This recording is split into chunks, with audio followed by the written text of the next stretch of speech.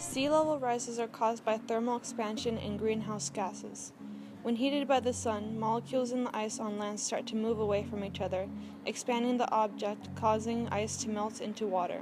Greenhouse gases cause the heat from the sun to be trapped, which leads to the ocean absorbing the heat.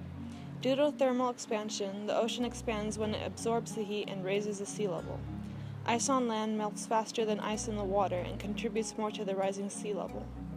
It is warmer on land, so molecules tend to move faster and expand, turning the solid ice on mountain glaciers and ice caps that are melting and causing portions of Greenland into liquid.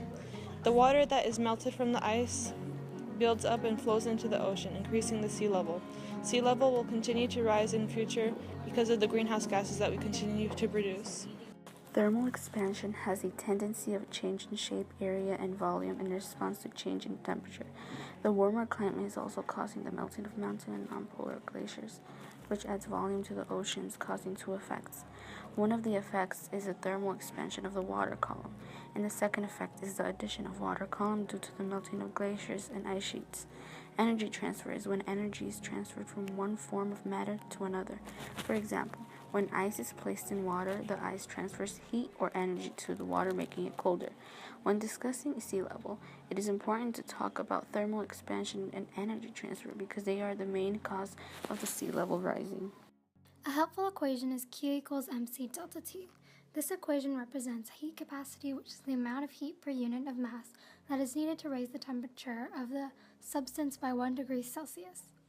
Q stands for energy or heat, m stands for mass, C stands for specific heat, and delta T stands for the change in temperature. For example, when 10 grams of ice is heated from negative 12 degrees Celsius and ends at 0 degrees Celsius, the amount of energy required to change ice from 12 degrees to 0 degrees is 253.2 joules.